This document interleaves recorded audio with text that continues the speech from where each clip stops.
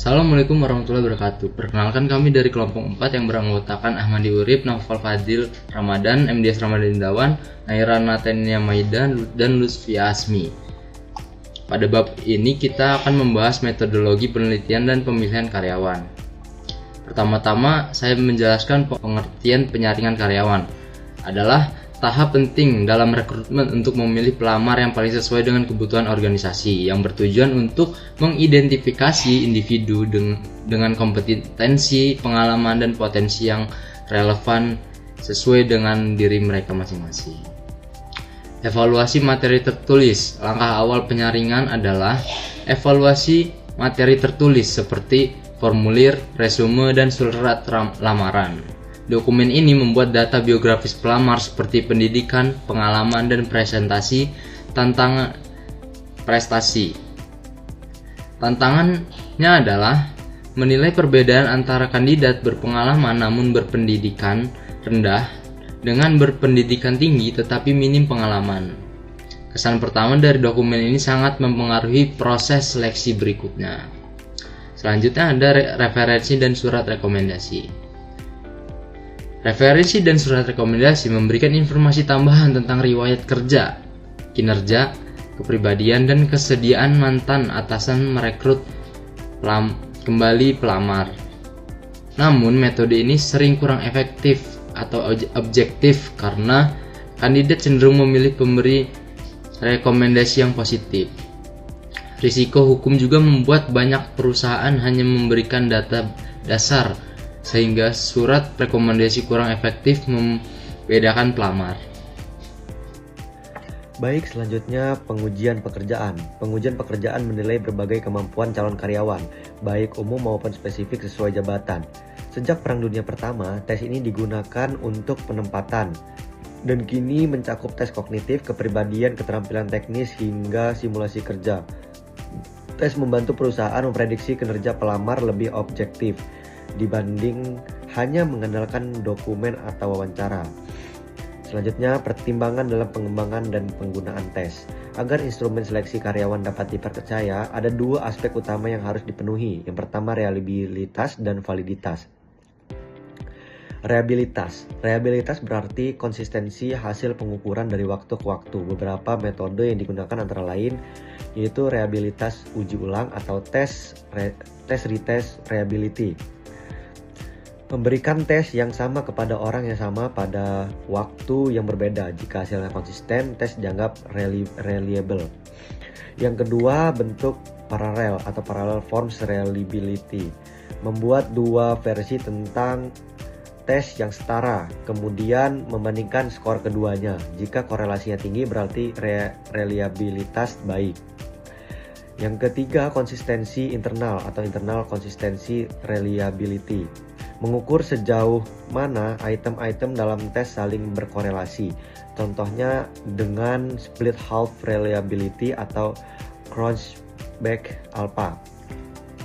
Selanjutnya ada validitas. Validitas menunjukkan apakah tes benar-benar mengukur hal yang seharusnya diukur. Ada 3 jenis validitas utama. Yang pertama, validitas isi atau content validity. Apakah butir-butir soal tes sudah mewakili kemampuan atau pekerjaan nyata? Biasanya ditentukan dengan melibatkan ahli pekerjaan. Yang kedua, validitas konstruk atau construct validity. Apakah tes benar-benar mengukur konstruksi psikologis tertentu, misalnya kemampuan mekanik atau kecerdasan verbal. Validitas konvergen. Hasil tes sesuai dengan tes lain yang mengukur konstruk sama. Validitas divergen. Hasil tes tidak berkorelasi dengan tes yang mengukur hal yang berbeda. Selanjutnya yang terakhir, validitas terkait kriteria. Criterion related validity. Mengukur hubungan skor tes dengan kinerja nyata. Validitas prediktif. Skor tes pelamar dikaitkan dengan kinerja mereka di masa depan. Validitas kongruen. Skor tes karyawan saat ini dikaitkan dengan kinerja mereka saat ini. Selanjutnya ada format tes. Dalam proses seleksi karyawan ada berbagai format tes yang digunakan. Pertama adalah tes kecepatan atau speed test. Speed test adalah tes yang memberikan batas waktu tertentu. Penilaiannya lebih menekankan pada jumlah soal yang bisa diselesaikan dalam waktu singkat, bukan tingkat kesulitannya. Misalnya ada tes mengetik atau tes prestasi akademik. Tes ini cocok digunakan untuk pekerjaan yang menuntut ketelitian dan kecepatan tinggi seperti operator data entry atau staf administrasi. Kemudian ada tes daya atau power test. Berbeda dengan speed test, power test adalah tes yang waktunya lebih panjang tetapi isi soal lebih menantang. Penekanannya ada pada kemampuan memahami dan menyelesaikan soal dengan benar.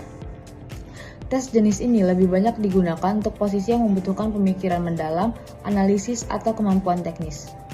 Selanjutnya ada tes kertas dan pensil atau paper and pencil test. Format ini paling umum digunakan, baik dalam bentuk pilihan ganda, esai singkat, maupun jawaban terbuka. Sekarang, format ini sudah banyak beralih ke sistem online, sehingga lebih efisien dan menjangkau lebih banyak pelamar sekaligus. Kemudian ada juga tes kinerja atau performance test, yang lebih menekankan praktik nyata. Peserta diminta mengerjakan tugas tertentu yang mendekati pekerjaan sesungguhnya, seperti merakit peralatan, mengoperasikan mesin, atau mengetik dalam waktu tertentu.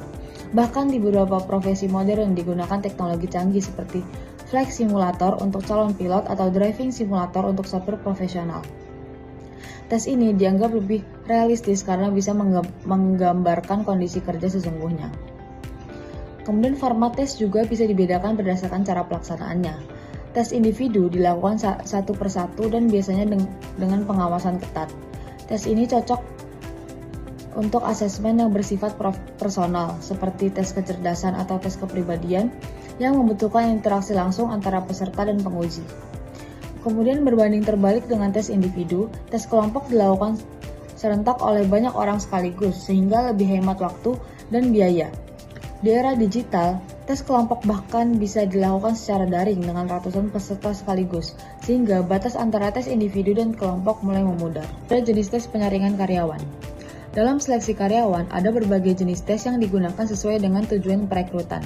Pertama adalah instrumen biodata, yaitu tes yang mengumpulkan informasi tentang latar belakang, pengalaman kerja, hingga kepribadian pelamar. Biodata bisa menjadi prediktor yang cukup baik terhadap perilaku dan masa depan karyawan, karena biasanya orang akan cenderung berperilaku konsisten dengan riwayat sebelumnya. Namun, penggunaan biodata harus hati-hati agar tidak menyinggung hal-hal pribadi yang sensitif seperti usia, status keluarga, atau kondisi keuangan yang bisa mengarah pada diskriminasi. Kedua, ada tes kognitif. Tes kognitif adalah tes yang mengukur kecerdasan umum dan kemampuan berpikir, baik verbal, numerik, maupun pemecahan masalah.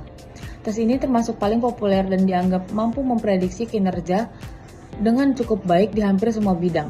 Contoh tes kognitif adalah Wonderlic Test yang sering dipakai dalam rekrutmen di perusahaan-perusahaan besar, atau Raven Progressive Matrix yang menilai kemampuan berpikir logis tanpa menggunakan bahasa. Berikutnya ada tes mekanik yang menilai pemahaman pelamar terhadap prinsip dasar fisika dan mekanika. Tes ini biasanya digunakan untuk posisi teknisi, mekanik, atau operator mesin. Misalnya, Bennett Mechanical Comprehension Test yang sering dipakai untuk mengukur kemampuan memahami cara kerja mesin atau alat sederhana. Selain itu, ada tes motorik dan sensorik yang menilai keterampilan fisik seperti ketangkasan, kecepatan tangan, dan koordinasi mata. Contohnya Purdy Pegboard Test yang mengukur kecepatan jari dalam merakit komponen kecil, sangat relevan untuk pekerjaan di bidang manufaktur atau elektronik. Kemudian ada juga tes keterampilan dan pengetahuan kerja yang lebih spesifik sesuai dengan bidangnya. Misalnya tes membaca cetak biru untuk pekerja teknik, tes mengetik untuk staf administrasi, atau tes prosedur medis untuk tenaga kesehatan. Ada juga tes kepribadian. Tes kepribadian adalah tes yang digunakan untuk menilai sifat psikologis seseorang. Tes ini membantu perusahaan memastikan pelamar memiliki karakter yang sesuai dengan tuntutan pekerjaan. Misalnya, pekerjaan di bidang pelayanan pelanggan biasanya membutuhkan orang yang ekstrovert dan ramah. Sementara, posisi analisis membutuhkan orang yang teliti dan sabar. Kemudian terakhir ada tes kejujuran dan integritas. Tes ini menilai kecenderungan seseorang untuk bersikap jujur atau berpotensi melakukan pelanggaran. Saat ini, tes integritas sudah banyak dikembangkan dalam bentuk kuesioner, tidak hanya melalui poligraf. Tes ini sangat penting, terutama untuk posisi yang berkaitan dengan uang, keamanan, atau data sensitif perusahaan. Oke, selanjutnya tes penyaringan karyawan lainnya. Nah, selain tes-tes umum, ada beberapa tes penyaringan lain yang juga digunakan untuk mengukur berbagai aspek kandidat. Nah, yang pertama itu ada tes kesehatan dan kebugaran fisik. Jadi, tes ini tuh dipakai untuk pekerjaan yang membutuhkan tenaga dan kondisi tubuh yang prima, misalnya pekerjaan buruh lapangan, keamanan, atau militer yang mengharuskan calon karyawan sehat dan kuat secara fisik. Selanjutnya itu tes narkoba. Nah, tes ini itu dilakukan untuk memastikan calon karyawan itu bebas dari penggunaan narkoba. Biasanya itu diwajibkan untuk posisi pekerjaan yang berisiko tinggi, berhubungan dengan keselamatan, atau menyangkut kerahasiaan tinggi. Selanjutnya itu ada tes poligraf atau lie detector. Jadi, tes ini tuh mengukur reaksi tubuh seperti detak jantung atau tekanan darah untuk mengetahui apakah seseorang itu jujur atau tidak saat menjawab pertanyaan. Jadi meskipun tes ini masih kontroversial, beberapa perusahaan tuh tetap memakai tes ini. Selanjutnya ada grafologi atau analisis tulis tangan. Nah, tes ini tuh menilai kepribadian seseorang dari gaya tulisan tangannya. Walaupun belum terbukti sepenuhnya akurat secara ilmiah, masih ada perusahaan yang memakainya sebagai tambahan bahan pertimbangan. Selanjutnya yang terakhir itu ada tes pengawasan atau surveillance.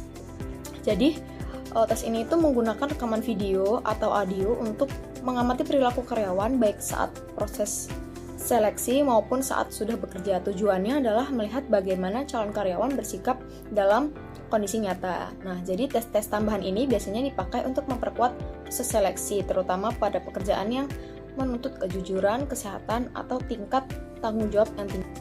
Selanjutnya pusat penilaian atau assessment centers. Jadi pusat penilaian adalah program yang lebih komprehensif untuk mengevaluasi kandidat. Ini tuh bukan sebuah tempat fisik, melainkan serangkaian teknik penilaian yang dikombinasikan dalam satu program. Nah, tujuannya adalah untuk mengukur berbagai keterampilan dan kemampuan secara lebih mendalam. Nah, komponennya itu jadi itu program ini tuh biasanya mencakup berbagai tes seperti tes kerja, wawancara, dan simulasi yang dirancang untuk meniru situasi pekerjaan nyata. Nah, contoh simulasinya itu yang pertama itu adalah latihan kontak masuk atau in basket. Jadi kandidat dihadapkan pada tumpukan email, memo, dan dokumen lain yang harus mereka tangani, memprioritaskan dan mengambil tindakan dalam waktu terbatas. Nah, selanjutnya diskusi kelompok tanpa pemimpin atau leaderless group discussion. Jadi sejumlah kandidat diberi masalah untuk diselesaikan secara kelompok tanpa menunjuk seorang pemimpin, sehingga memungkinkan para asesor untuk mengamati kemampuan interaksi, pengaruh, dan kepemimpinan alami setiap individu. Nah, metode ini tuh dianggap efektivitas atau validitas prediktif yang baik untuk kinerja pekerjaan di masa depan, terutama untuk peran manajerial karena dapat mengukur keterampilan interpersonal, komunikasi, dan pengambilan keputusan. Untuk materi selanjutnya yaitu wawancara perekrutan. Wawancara adalah salah satu metode yang paling sering digunakan dalam seleksi. Agar wawancara menjadi efektif, penting untuk melakukan dengan cara yang terstruktur. Yang pertama yaitu wawancara terstruktur. Ini adalah wawancara di mana semua kandidat diberi pertanyaan yang sama dan respons mereka dinilai menggunakan sistem yang konsisten. Wawancara terstruktur cenderung lebih valid dalam memprediksi kinerja pekerjaan dibanding wawancara tidak terstruktur, karena mengurangi bias pewawancara. Yang kedua, yaitu wawancara situasional. Jenis wawancara terstruktur di mana kandidat diberi skenario hipotesis dan diminta menjelaskan bagaimana mereka akan bereaksi. Pertanyaan-pertanyaan ini didasarkan pada analisis pekerjaan dan dirancang untuk mengevaluasi pengambilan keputusan dan pemecahan masalah. Dan yang ketiga, pentingnya pelatihan wawancara. Para pewawancara perlu dilatih agar dapat menilai respon secara objektif tanpa pelatihan yang tepat.